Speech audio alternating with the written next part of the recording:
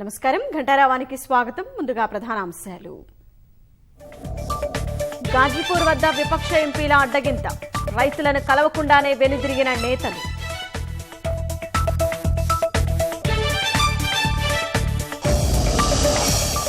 రోడ్డుకు అడ్డుగా పోలీసుల బారికేడ్లు, మేకులు తొలగించిన అన్నదాతలు.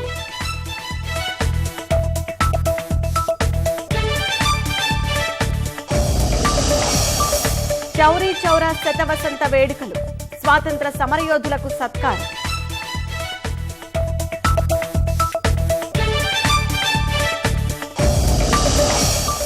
బెంగళూరులో వైమానిక విన్యాసాలు, ఆకర్షణగా యుఎస్ కు చెందిన B-1B లాంచర్.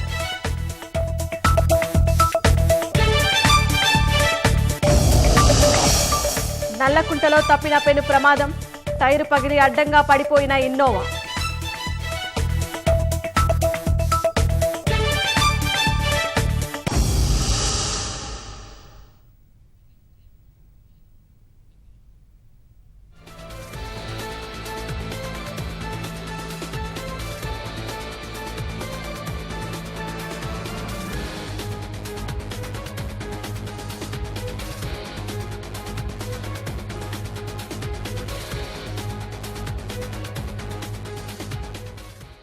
తాజాంశాన్ని చూస్తున్నాం. రుణ యాప్లను బ్లాక్ చేసేలా చర్యలు తీసుకోవాలని డీజీపీని హైకోర్టు ఆదేశించింది. ఇక మరిన్ని వివరాలు మా ప్రతినిధి నగేష్ అడిగి తెలుసుకుందాం.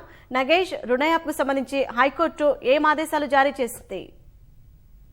రాష్ట్రంలో ఇటీవల రుణ యాప్లకు సంబంధించిన ఘటనలపైన హైకోర్టులో విచారణ జరిగింది. హైకోర్టు న్యాయవాది దాఖలు చేసినటువంటి ప్రజా ప్రయోజన వ్యాజ్యం పైన సీజే ధర్మాసనం ఈ రోజు విచారణ చేపట్టింది. దీనికి సంబంధించిన విషయాలన్నిటిని వివరంగా పరిశీలించింది. ప్రధానంగా చైనాకు సంబంధించినటువంటి రుణ యాప్ల వల్ల ప్రజలు తీవ్రంగా ఇబ్బంది పడుతున్నారని, ఇటీవల కొందరు ఆత్మహత్యలు కూడా పాల్పడ్డారని పిటిషన్ లో పేర్కొన్నారు. ఒక్కొక్క యాప్ కొన్ని అధిక వడ్డీతో వసూలు చేస్తున్నాయని ప్రధానంగా అందులో ప్రస్తావించారు. కాబట్టి వీటన్నిటిని పరిశీలించి తగిన చర్యలు తీసుకోవాలని పిటిషన్ ప్రధానంగా కోరారు. వాటిని పరిశీలించిన ధర్మాసనం చైనాకు సంబంధించిన ఈ రుణ యాప్లను వెంటనే తొలగించే విధంగా చర్యలు చేపట్టాలని రాష్ట్ర డీజీపీని హైకోర్టు ఆదేశించింది. వాటికి సంబంధించిన సంబంధిత ప్లే స్టోర్లను సంప్రదించి వాటిని బ్లాక్ చేసే విధంగా చర్యలు తీసుకోవాలని పేర్కొంది. అదేవిధంగా ఇప్పటికే వీటికి సంబంధించి వేధింపులకు పాల్పడినటువంటి వారందరినీ కూడా కట్టడి చేసే విధంగా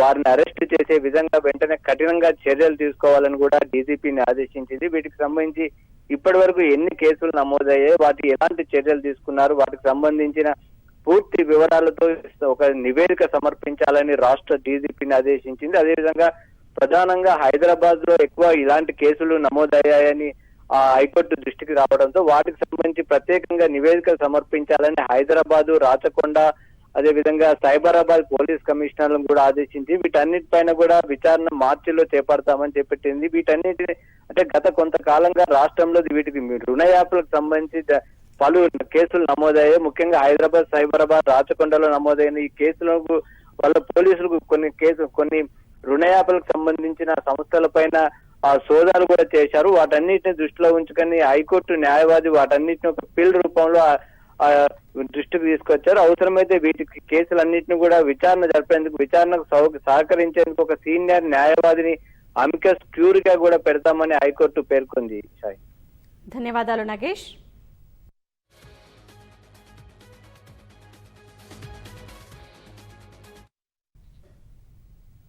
ప్రపంచ క్యాన్సర్ దినోత్సవం వేళ బసవతారకం క్యాన్సర్ జరుగుతున్న కార్యక్రమంలో బాలకృష్ణ మాట్లాడుతున్నారు. ప్రత్యక్ష ప్రసారం ద్వారా చూద్దాం.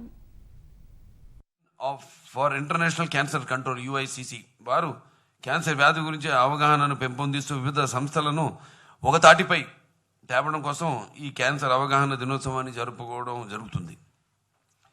ప్రపంచవ్యాప్తంగా లక్షల సంఖ్యలో క్యాన్సర్ మరణాన్ని ఆపడం కోసం మరియు క్యాన్సర్ చికిత్సను అందరికీ అందుబాటులో తేవడం కోసం ఎన్నో సంస్థలు కృషి చేస్తున్నాయి. ప్రపంచవ్యాప్తంగా ప్రతి సంవత్సరం సుమారు 1 కోటి మంది క్యాన్సర్ బారిన పడి మరణిస్తున్నారు. సాధారణ క్యాన్సర్లలో కనీసం మూడో వంతు నివారించదగినవి. వీటిలో గత 20 సంవత్సరాల్లో మన ఆసుపత్రిలో కనీసం 2,50,000 మందికి చికిత్స అందించాము. చికిత్స అనంతరం వారిలో చాలామంది సాధారణ జీవితాన్ని గడుపుతున్నారు. ఈ సందర్భంగా మా నాన్నగారు ఆశయ సాధన కోసం అహర్నిశలు కృషి చేస్తున్న వైద్య సిబ్బందికి నా అభినందనలు తెలియజేసుకుంటున్నాను. క్యాన్సర్ అనేది ఒక అంతు చిక్కని వ్యాధి. ఎంత తొందరగా దీనిని గుర్తిస్తే అంత సులభంగా దీన్ని జయించవచ్చు. క్యాన్సర్ నిర్ధారణ అనేది ఈ పోరాటంలో చాలా కీలకమైనది. మా కల్పన రఘునాథ్ గారు చెప్పారు మొత్తం అంత వివరంగా. అంటే వీటికి కారణాలు ఏంటి, క్యాన్సర్ రావడానికి కారణాలు ఏమిటి, లేకపోతే రాగానే ఒకవేళ అది అవగాహన తీసుకొచ్చి అంటే దాన్ని తెలుసుకోవడం వచ్చిందని ఎలా తెలుసుకోవచ్చు అన్నది, వాటిలన్నింటినీ సూచనలు మనం ఎలా అయితే వాళ్ళ ఈ కరోనా మహమ్మారి ఎలా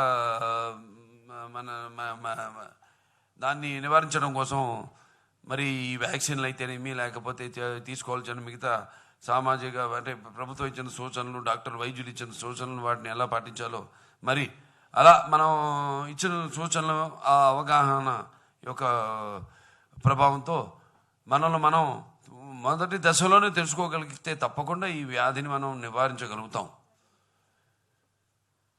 ఈ దిశగా ఆలోచిస్తూ మన ఆసుపత్రి ఆధ్వర్యంలో ఎంతోమంది దాతల సహకారంతో కొన్ని వేల క్యాన్సర్ నిర్ధారణ క్యాంపులు నిర్వహించడం జరిగింది. దీని ద్వారా కొన్ని వేల మందికి క్యాన్సర్ నిర్ధారణ చేయడం జరిగింది. అందుకే నిపుణులైన వైద్యులు సూచిస్తున్నారు, ఒక వయసు తర్వాత ప్రతి ఒక్కరూ విధిగా కనీసం సంవత్సరానికి ఒకసారైనా టోటల్ బాడీ చెకప్ చేసుకోవడం మంచిది. 50 సంవత్సరాలు నిండిన ప్రతి స్త్రీ సంవత్సరానికి ఒకసారైనా బ్రెస్ట్ స్క్రీనింగ్ చేసుకోవడం మరియు వారు సొంతంగా కూడా బ్రెస్ట్ ఎగ్జామినేషన్ చేసుకోవడం, ఏదేని మార్పులున్నట్లయితే గమనించడం చాలా అవసరం. తొలి దశలో గుర్తించడం ద్వారా చికిత్స సులభతరం అవుతుంది. స్త్రీలకు సర్వైకల్ క్యాన్సర్ నివారణ కొరకు వ్యాక్సిన్ అందుబాటులో ఉంది. పురుషుల్లో ప్రోస్టేట్ ఎగ్జామినేషన్ చేయించుకోవడం చాలా అవసరం. ఇలా ఎవరికి వారు తమ ఆరోగ్యం గురించి శ్రద్ధ వహించడం మరియు తోటివారికి అవగాహన కల్పించడం ఈరోజు యొక్క ఉద్దేశం. నిర్దిష్టంగా క్యాన్సర్ యొక్క కారణాలను విశ్లేషించలేనప్పటికీ నేను చెప్పినట్టు కొన్ని అలవాట్లు, పద్ధతులు క్యాన్సర్ కారకాలుగా నిరూపితమైనవి. అంటే పొగ త్రాగడం, మద్యం సేవించడం, గుట్కాలను నమలడం వంటి అలవాట్లు తప్పకుండా క్యాన్సర్ కారకాలు. ఇలాంటి అలవాట్లకు దూరంగా ఉండటం, క్యాన్సర్ బారి నుండి ప్రతి ఒక్కరూ తమను తాముగా రక్షించుకోవాల్సిన బాధ్యత అందరి మీద ఉంది. మరొకసారి ప్రపంచ క్యాన్సర్ అవగాహన దినోత్సవం సందర్భంగా క్యాన్సర్ని జయించి ప్రతి ఒక్కరికి అభినందనలు.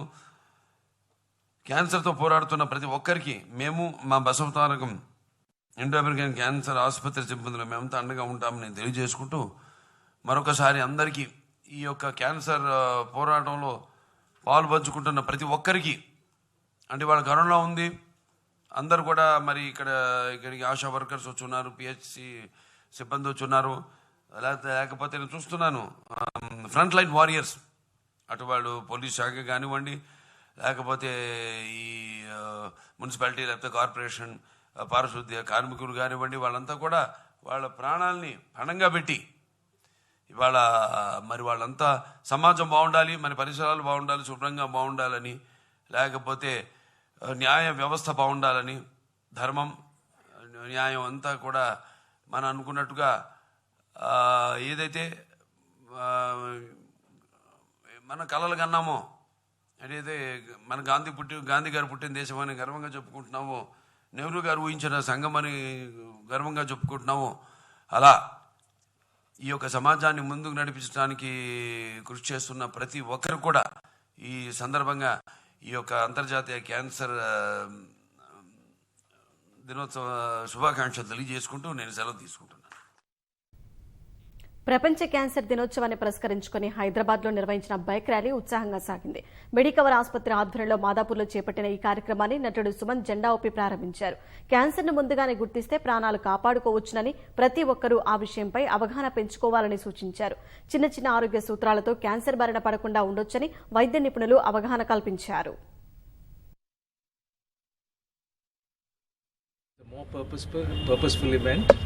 And very happy to be here. Prati Kutumbamlo, we all have at least one person that we have lost through cancer. So it's a very personal thing for me, and it should be a very personal thing for every family. Way one very good way of just creating awareness, something that we can improve with awareness with our lifestyle and a few other things that are just involve a little bit of common sense. ప్రతి సంవత్సరము 96 లక్షల మంది ఈ cancer జబ్బుతో చనిపోతారు. దాంట్లో 50% cancers are avoidable. Healthy diet, exercise, avoid smoking, alcohol in moderation, no risky life style. Screening చేయడం వల్ల స్టేజ్ 1లో గుర్తించిన క్యాన్సర్ని మనము పూర్తిగా నిర్మూలించవచ్చు. సో ఈ ఐఆమ్ ఐ విల్ అనే క్యాంపెయిన్ లాస్ట్ 3 years నుంచి నడుస్తుంది. Probably this next year world cancer day will come with different motto. హైదరాబాద్లోని నల్లకుంట శంకర్ మఠ్ వద్ద పెద్ద ప్రమాదం తప్పింది. ప్రమాదవశాత్తు ఓ కారు బోల్తా పడింది. వాహనం బోల్తా పడటంతో కొద్దిసేపు ట్రాఫిక్కు అంతరాయం ఏర్పడింది. ప్రధాన రహదారిపై ఇన్నోవా కారు అదుపు తప్పి బోల్తా పడింది. ఈ ప్రమాదంలో ఎవరూ గాయపడలేదు. ట్రాఫిక్ పోలీసులు స్పందించి బోల్తా పడిన వాహనాన్ని తొలగించి ట్రాఫిక్ను పునరుద్ధరించారు.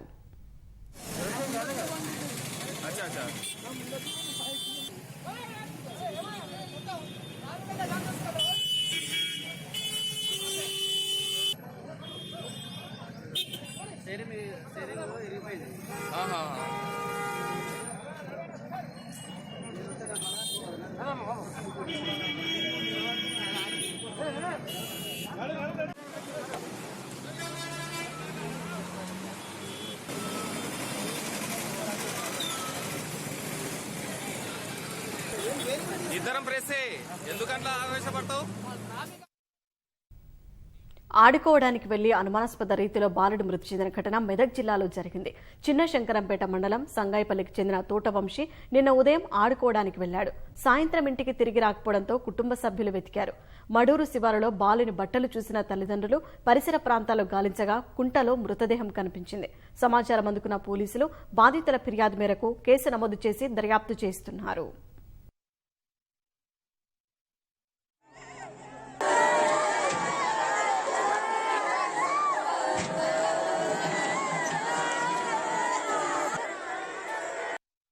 సాయంత్రం దాకా అక్కడక్కడ ఎత్తుకున్నారు. అనుమానం వచ్చి ఇక్కడ మన రాత్రిపూట ఇక్కడ వచ్చి కుంట దగ్గర వచ్చి చూస్తే బయట బట్టలు అక్కడక్కడ పడిస్తే అనుమానం వచ్చి గ్రామస్తులకు పిలిపించి రాత్రికి ఇక్కడ డెడ్బాడీ బయట తీయడం జరిగింది. వాళ్ళకి అనుమానం ఏమంటే ఎవరైనా చంపేసిరా లేకుంటే పిల్లగాడ చనిపోయడా అనే కొంచెం అనుమానం వచ్చింది. వాళ్ళ ఫిర్యాదు మేరకు కేసు నమోదు చేసుకుని దర్యాప్తు చేస్తున్నాము.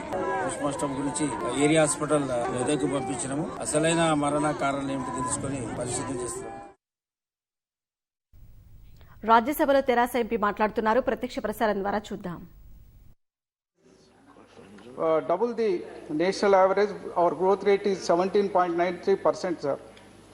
Sir, the IT department, they have released number of statistics to indicate the growth rate of Telangana IT sector, sir. That's why we have requesting number of times, which was given by the previous government, promised by the previous government, ITIR scheme to provide better scheme to ensure that cities like Hyderabad continue to build on the tremendous momentum in the IT sector growth that has been witnessed over the last 6 years, sir. And such scheme also provide major boost to IT sector as it look up to the government for relief and economic development. Sir, Jal Jeevan Mission, the government also wanted to give tap connection to every house. Har Ghar Ko Jal Ka Pani. Actually, this is initiated first in Telangana in 2016, and the first phase of the program also inaugurated by Honorable Prime Minister Narendra Modi ji. Now, in Mission Bhagirath, Telangana is almost all completed. 98.75% of our households of Telangana with tap connections. That is rainwater taken, and it is filtered water monitored by 70 labs in the entire state under the monitor of chemists and microbiologists, sir. Now, we stood on the first in the Mission Bhagirath. Earlier, NITI Aayog also recommended 19,500 crores for NITI sanction for the Mission Bhagirath project. but as on today, we have not received any money. Even Mission Kagati also, they have recommended 5,000 crores, but we have not taken any money, sir. Sir, lot of appreciations. Always we are getting from the center and other departments, respective departments, but we are not getting any money for the such projects, sir. Sir, particularly the entire country discussing on the particular reforms. The reforms initiator in 1991, Sri Honorable P.V. Narasimha Rao, the then Prime Minister, he initiated number of reforms in the country. On behalf of our party, we request even our Telangana legislature also unanimously resolved to confer a Bharat Ratna to Sri P.V. Narasimha Rao Garu, sir. And also we request to rename that Hyderabad Central University Hyderabad to be named as P.V. Narasimha Rao Central University of Hyderabad. We request the Government of India to name a road in the New Delhi after Sri P.V. Narasimha Rao, sir. Sir, education, Honorable President said quality education we should provide to the students. Sir, Telangana government, after formation of Telangana, we have started 281 residential schools for OBC students. Now we have 104 for almost 200 colleges for SC students, 250 colleges for tribal students also, sir. The tribal junior colleges in residential area, that is 28 junior colleges, degree colleges also we have started 22. Now we are having Ekalavya model residential schools 23, mini Gurukul schools are 29. Sir, we also earlier, the Government of India, they have sanctioned a National Designing Center at Hyderabad, but after bifurcation of the state, the center has been gone to Vijayawada.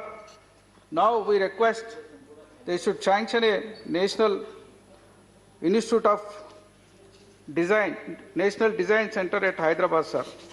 Sir, another request we made, sanction of Triple IT at Karimnagar and sanction of Indian Institute of Science, Education and Research to Telangana, sir. Another request we made, establishment of Indian Institute of Management in Telangana state. Sir, according to AP Reorganization Act, there was so many promises made to Telangana state.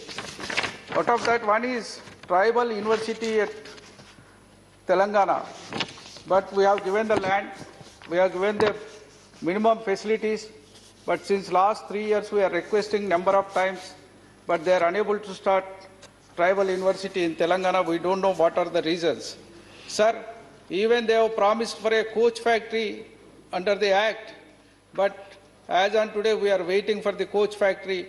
They are making promises to other states, other places, wherever they have a problem, but we are demanding number of times, they are not giving any coach factory. Please conclude, Bandaprakash. I will conclude, sir. I will conclude. Even Bayaram steel plant also they have promised under the AP Reorganization Act, that also as on today they are not even fulfilling their promise, sir. We are also requesting the government, we are expecting so many things in the Honorable Presidency, sir. Thank you. OBC reservations in the legislature. OBC reservations in the legislature, sir.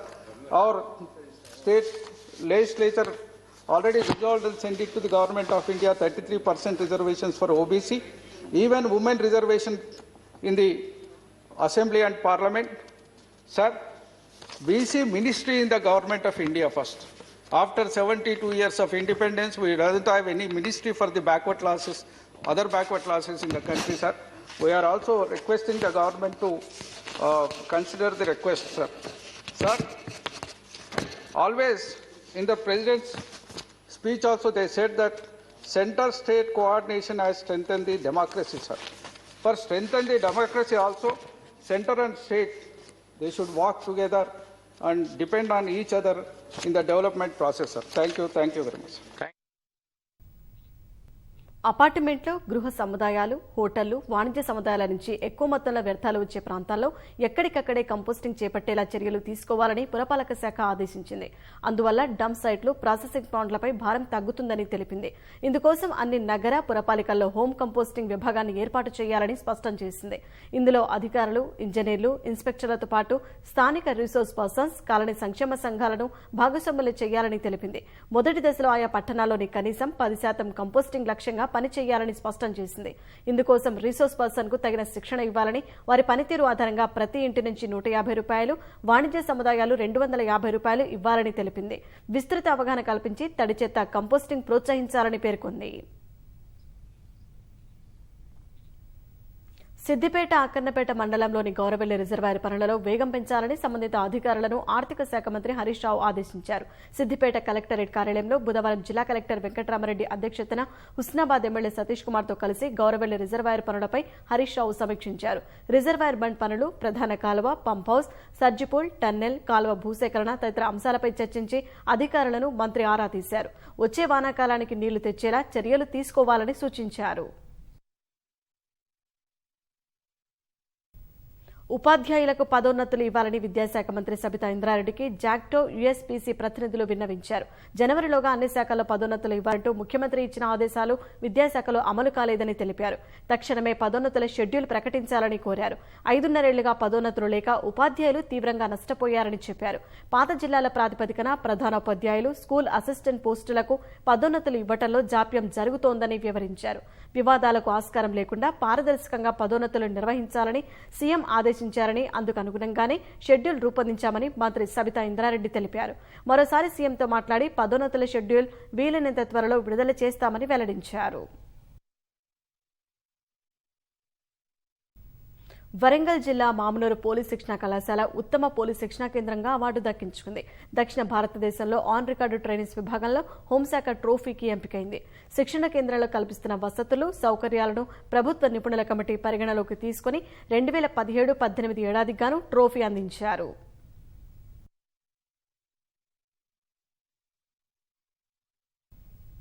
కరోనాతో దేశం సతమతమైన వేళ బడ్జెట్లో భారీగా పన్నుల మోత ఉంటుందని దేశంలోని అనేక మంది నిపుణులు అంచనా వేసినా తమ ప్రభుత్వం పేదలపై ₹1 కూడా భారం మోపలేదని ప్రధాని నరేంద్ర మోదీ తెలిపారు.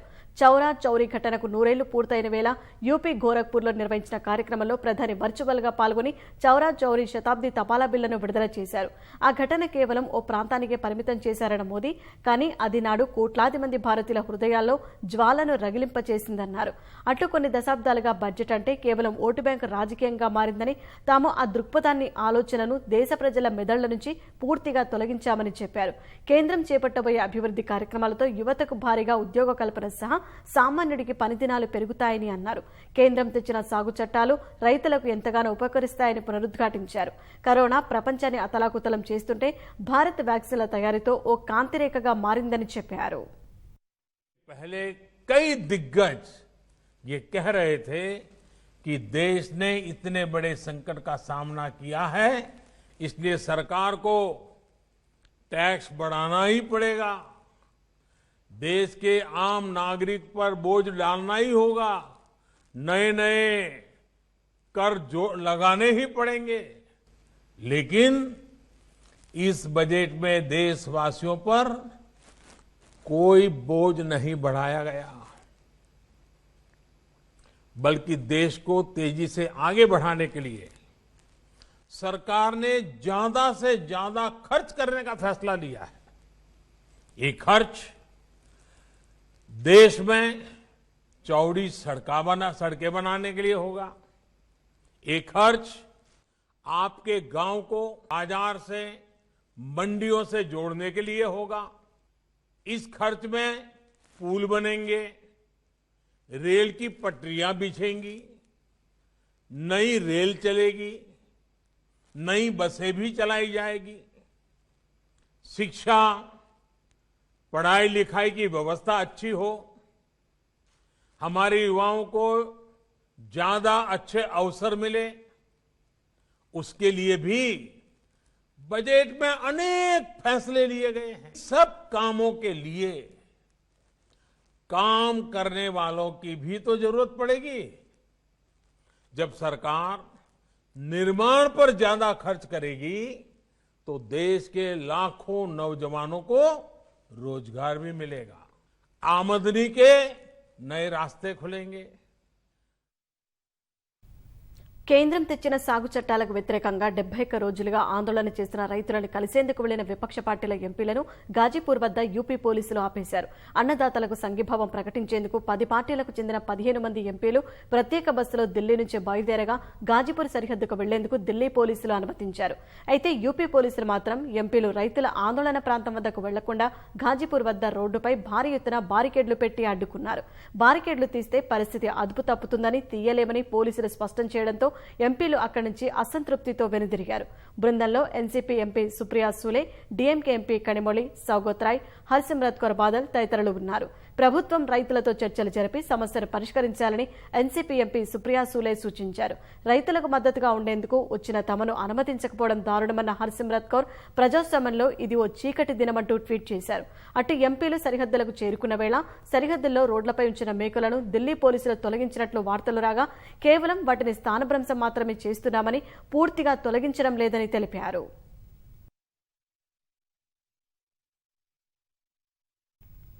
పాకిస్తాన్ మాజీ ప్రధాని నవాజ్ షరీఫ్ హయాంలో అల్ఖైదా అధినేత ఒసామా బిన్ లాడెన్ నుంచి నిధులు సమీకరించినట్లు పీఎంఎల్ఎన్ నేత చెప్పారు. ఈ మేరకు పాకిస్తాన్ ఎన్నికల కమిషన్ పరిశీలన కమిటీ ఎదుట సదరు నేత అంగీకరించినట్లు అధికారులు తెలిపారు.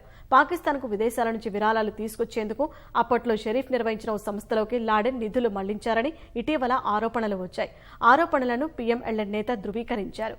షరీఫ్ పార్టీతో పాటు పాకిస్తాన్ పీపుల్స్ పార్టీ కూడా నిధుల వివరాలను ఇన్నాళ్లు గుట్టుగా ఉంచాయని, ఇప్పుడు ఆ విషయాలన్నీ బయటకు వచ్చాయని పాకిస్తాన్ తెహ్రీకే ఇన్సాఫ్ పార్టీ నేతలు అన్నారు. జమాయిత్ ఉలేమా ఇస్లాం ఫజల్ అధినేత మౌలానా ఫజ్లర్ రెహమాన్ కూడా ఇరాక్, లిబియా నుంచి నిధులు సమీకరించినట్లు ఇమ్రాన్ ఖాన్ పార్టీ ఆరోపించింది. బెంగళూరులోని యలహంక వైమానిక కేంద్రంలో ఎయిర్ ఇండియా వైమానిక విన్యాసాలు రెండో రోజు కొనసాగుతున్నాయి. సూర్యకిరణ్ విమానాలు గగన వీధుల్లో చక్కర్లు కొట్టాయి. 3 రోజుల పాటు జరగనున్న ఈ ప్రదర్శన శుక్రవారంతో ముగియనుంది. ప్రపంచవ్యాప్తంగా ఉన్న 601 సంస్థలు తమ ఉత్పత్తులను ఇక్కడ ప్రదర్శిస్తున్నాయి. సుఖోయ్, రఫేల్ యుద్ధ విమానాలు, అమెరికా అపాచే హెలికాప్టర్లు భారతీయ సైన్యం తరపున బుధవారం విన్యాసాలు చేశాయి. అమెరికాకు చెందిన B-1B lancer super sonic bomber ఈ ప్రదర్శనలో ప్రత్యేక ఆకర్షణగా నిలిచింది.